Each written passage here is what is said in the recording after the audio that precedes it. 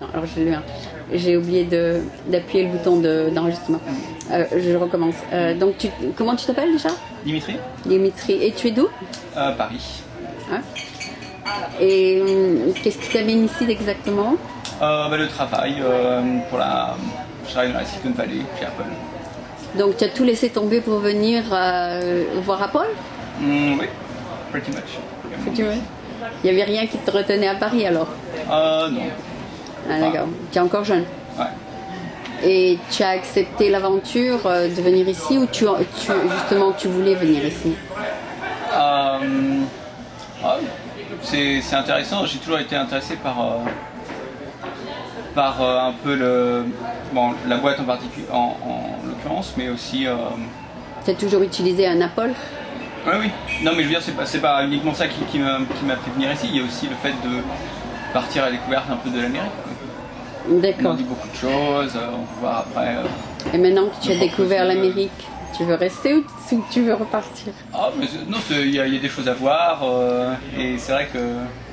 Non, mais ça des paysans sur beaucoup de points de vue. Mais à long terme, je rentrerai en France. Ah d'accord, donc c'est mieux la France pour toi? Il n'y a pas forcément de mieux ou moins bien, c'est il y a des différents... Donc tu n'as aucune intention de rester ici toute ta vie? À long terme, non. Parce que la France c'est mieux ou parce que tu n'aimes pas la culture ici? Oh non, la culture ici c'est amusant, c'est sûr que c'est étrange parfois et surprenant. Ouais. Quand on va à Las Vegas ou des choses comme ça, on est assez surpris. Mais et ça vaut le coup de découvrir, quoi. Las Vegas, tu rigoles, c'est un désert Las Vegas. Las Vegas c'est un désert. Oui. Qu'est-ce qui est rigolo là-bas? Enfin la ville, les casinos, tout est démesuré. Enfin, les États-Unis sont à la base démesurés. Tout est un peu démesuré, on dit souvent, mais là-bas c'est encore plus la démesure. Ah, tu veux dire c'est que des jeux et que de l'entertainment? Oui. À côté de Disneyland, c'est rien du tout, quoi. D'accord. Tu as découvert quelques shows, etc. C'est ça? Oui. Et c'est là où tu vas quand tu veux t'échapper de la Silicon? J'y suis allé, je sais pas l'endroit où je vais. Le plus souvent? Qu'une fois, voilà, non, je suis allé qu'une fois et c'était l'endroit le plus particulier, on va dire, le plus atypique de toute la Californie, donc c'est pour ça que. Et quels sont les endroits donc qui te plaisent mieux que Las Vegas? Il y a le lac Tahoe, il y a les parcs naturels qui sont sympas, donc et les régions. Tu es déjà allé à Lake Tahoe? Il y a le lac Tahoe, il y a Yosemite, il y a les. C'est un peu loin, non, de chez toi? Tout ça. Oui. Si tu conduis, c'est pas de problème, c'est ça? Ouais. C'est pas si loin que ça non plus, quoi. Pour un week-end ou quoi, c'est tout à fait faisable. Donc tu fais le commute tous les jours pour aller travailler? Ouais. De San Francisco à Cupertino. Cupertino. C'est pas mieux de déménager là-bas? Non. J'ai vécu 6 mois, 1 an là-bas et... C'est pas bon. C'est trop vide. Ici, il y a beaucoup plus de Français peut-être? Aussi, enfin, il y a les Français du travail à Cupertino, donc je pense qu'il y en a un peu partout, quoi. Il y en a beaucoup. Et étant donné qu'il y a beaucoup de culture ici, qu'est-ce qui te manque le plus de la France? Un peu de tout. Je sais pas, on cite souvent la gastronomie, mais c'est pas le... C'est pas tout? C'est pas quelque chose sur lequel on se focus le plus, quoi. Se concentre le plus. Voilà, ce qui manque, c'est la langue. La baguette, peut-être? La baguette, ça te manque? Les petites boulangeries, comme ça, aller chercher... Faut les chercher bien. Son déjeuner, ou un petit casse-croûte ou quoi, dans la boulangerie du coin. Ça te manque. Sympa, ça, ouais. J'ai déjà essayé Café Tartine sur Goff. Ils ont les sandwichs français. Oui, ils ont des croissants énormes. Et ils ont des sandwichs à la baguette. Je sais pas, testé, d'accord. Tartine, je parle pas de tartine dans la Mission, je parle de tartine moi, je sur parlais de Goff. tartine sur... D'accord, non, je connais pas. Il y en a deux. La même chaîne ou quoi? Je crois pas, c'est deux différents. Je crois pas que c'est la même chaîne, c'est le même nom. Café Tartine et puis Tartine Restaurant.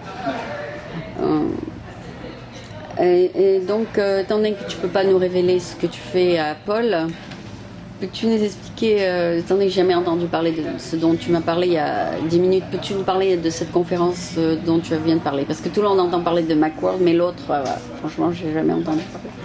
Chaque année, Apple tient une conférence à San Francisco, au Moscone Center. Quel mois? Vers l'été, ça dépend, juin, juillet, quelque chose comme ça. Et où il y a des développeurs du monde entier qui viennent pour apprendre les dernières techniques et les dernières nouveautés de chez Apple et pour faire des logiciels pour les utilisateurs. Mais qu'est-ce que des vous gens voulez... de Skype ou de... Mais si c'est confidentiel, pourquoi est-ce que vous leur révélez vos applications? Non, mais tous les produits qu'on fait, à un moment, on a envie que les développeurs externes, donc les gens, que ce soit Adobe, Microsoft ou Facebook ou Skype ou autre, on a envie qu'ils fassent des logiciels pour le Mac et pour l'iPhone. Et c'est pour ça que sur l'iPhone, il y a énormément de... Mais vous avez des software developers à Apple? Oui, et ces outils, on les remet aux développeurs. Les développeurs qui peuvent changer?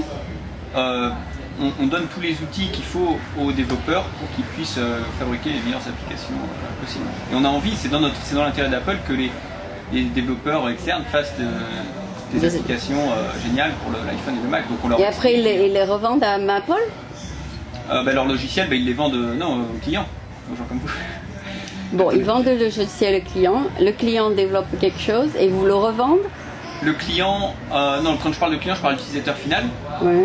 Par exemple, et quand je parle de développeur externe, je parle de gens comme Facebook qui ont envie, mettons qu'ils ont envie de faire une application pour iPhone. Bon, ils ont déjà, mais quand ils ont décidé de faire une application pour iPhone, donc ils ont téléchargé depuis le site d'Apple tous les logiciels nécessaires pour fabriquer leur logiciel. Et ensuite, ils le vendent ou ils le donnent. En l'occurrence, le logiciel Facebook il est gratuit, il y a beaucoup de logiciels gratuits. Et donc après, l'utilisateur final l'achète ou le télécharge simplement s'il est gratuit. Donc, pour revenir à l'exemple de Facebook, s'ils développent quelque chose à partir de ce que vous leur donnez, oui. C'est à eux, c'est pas à vous. Ah oui, c'est à eux. Ce qu'ils développent avec, c'est à eux. D'accord. C'est leur code et nous, on leur donne les outils. Et eux, ils font le contenu. Donc toi, tu es le développeur d'outils? Voilà. D'accord. Tu as découvert quelque chose? Tu as fait quelque chose ou bien on te dit ce qu'il faut faire? Je fais quelque chose, on me dit. Est-ce que c'est toi qui décides ce que tu veux faire ou c'est quelqu'un qui te dit de faire quelque chose? Apple, c'est une boîte où on peut prendre, où on favorise un peu l'innovation. C'est une boîte très innovante et assez peu rigide d'un point de vue hiérarchique et d'un point de vue décision assez souple. Et je pense que beaucoup d'entreprises dans la Silicon Valley sont comme ça. Contrairement peut-être à la France, où c'est un peu plus administratif, etc. En général, et ça c'est un peu le propre de la Silicon Valley en général, je pense. On laisse tout le monde prendre des initiatives. Ouais. Et si l'initiative est bonne, on l'adopte. Voilà. Et qui prend la décision finale? Enfin, je veux dire, tout est un process un peu continu. Il n'y a pas de. Il n'y a pas de. On est tout seul dans un coin, on fait quelque chose et on nous dit oui ou non. De toute façon, tout est fait en communication. Avec un groupe. On interagit, oui.